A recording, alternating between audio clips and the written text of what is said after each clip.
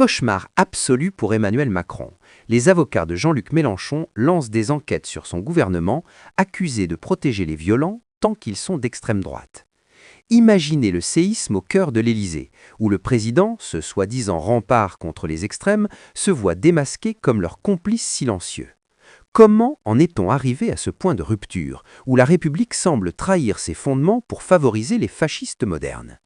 Tout part de cette hypocrisie flagrante, exposée au grand jour. Le 14 février 2026, Quentin Derenque, militant d'extrême droite, meurt dans une rixe à Lyon. Macron poste immédiatement un message sur X. Pensée pour la famille, soutien de la nation, appel au calme et à la civilisation des débats.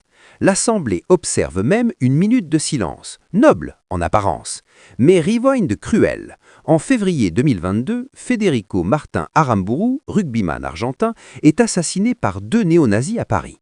Pas un mot de Macron, pas de silence parlementaire. L'avocat de la famille hurle à l'injustice, qualifiant ce tri des morts de monstruosité à vomir. Pourquoi ce 2 poids 2 mesures? Parce que Derenque est d'extrême droite et Aramburu victime des leurs. Trahison viscérale. Macron protège les siens, ceux qui saluent le nazisme tant qu'ils servent son agenda anti-gauche.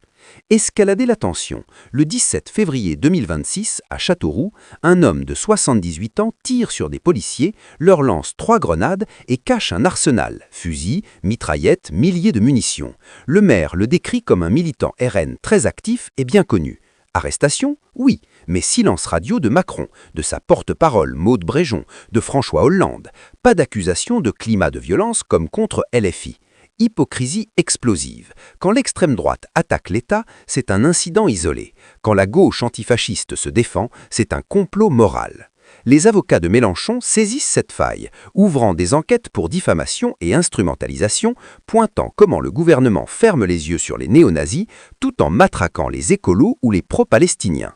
Pire encore, le 21 février, Laurent Nunez, ministre de l'Intérieur macroniste, autorise un défilé à Lyon en hommage à Derenque. Résultat, des saluts nazis répétés, des insultes homophobes et racistes, des militants condamnés pour antisémitisme au premier rang. Action française, groupuscules européens. Les policiers encadrent mais n'interviennent pas. Scandale pur.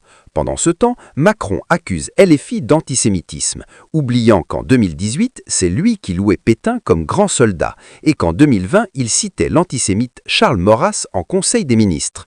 Double standard abject. Il maintient un ministre qui disserte sur les difficultés touchantes des Juifs sous Napoléon, mais exige la démission de Francesca Albanese, rapporteuse ONU, sur un montage vidéo truqué. Elle crie à la diffamation, un ex-diplomate israélien dénonce la déformation délibérée. Les avocats de Mélenchon creusent, enquêtent sur ces mensonges d'État, sur l'immunité accordée à Netanyahou malgré un mandat CPI pour crime de guerre. La gauche implose? Non, c'est Macron qui tremble.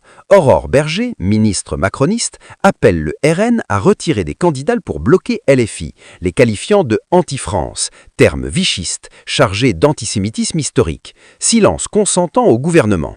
Hollande, ex-socialiste, accuse LFI de brutalité, oubliant ses propres xénophobies.